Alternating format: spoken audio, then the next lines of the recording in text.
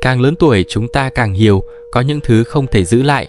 Có một điều mà rất nhiều người chỉ nhận ra khi đã đi qua gần nửa cuộc đời. Đó là có những lần gặp mặt chúng ta không hề biết đó là lần cuối cùng. Lần cuối cùng ngồi ăn cơm với một người, lần cuối cùng nghe một giọng nói quen thuộc, lần cuối cùng gặp một người bạn cũ. Nhưng vào lúc đó, chẳng ai biết để mà chuẩn bị. Mọi thứ vẫn diễn ra như một ngày bình thường. Người ta chào nhau, người ta hẹn gặp lại, rồi cuộc sống tiếp tục cuốn mỗi người đi theo một hướng khác. Đến một ngày nhìn lại, mới nhận ra có những cuộc gặp đã mãi mãi ở lại phía sau. Có lẽ vì vậy mà càng lớn tuổi, con người càng hiểu thời gian quý hơn mình từng nghĩ.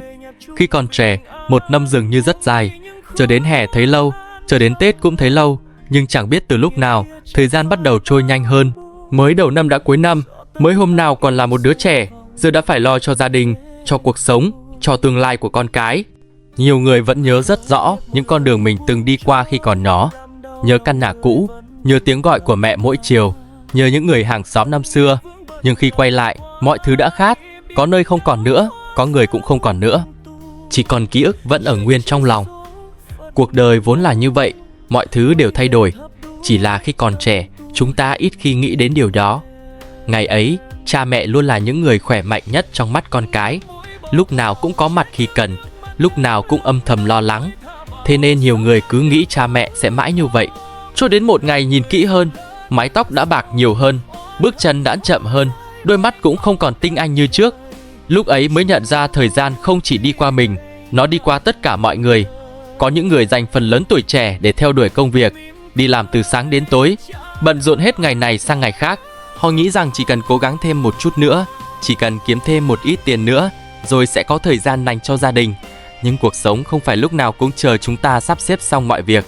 Nhiều điều quý giá không mất đi trong một ngày. Chúng rời xa chúng ta rất chậm, chậm đến mức không nhận ra. Một cuộc gọi ít dần, một bữa cơm vắng người, một người bạn lâu ngày không liên lạc, một người thân ngày càng già đi. Mọi thứ diễn ra âm thầm như vậy, cho đến khi nhìn lại mới thấy khoảng cách đã quá xa. Có lẽ vì đã chứng kiến nhiều đổi thay nên càng lớn tuổi, người ta càng bớt cố giữ những điều không thể giữ. Không phải vì hết quan tâm, mà vì hiểu rằng có những chuyện nằm ngoài khả năng của mình. Thời gian không thể giữ lại, tuổi trẻ không thể giữ lại, một số mối quan hệ cũng không thể giữ lại. Càng níu kéo, lòng càng mệt, càng chống lại những điều tất yếu, con người càng dễ thất vọng. Rồi sau nhiều năm tháng, điều còn lại không phải là mình đã giữ được bao nhiêu thứ, mà là mình đã trân trọng được bao nhiêu thứ khi chúng còn ở bên cạnh.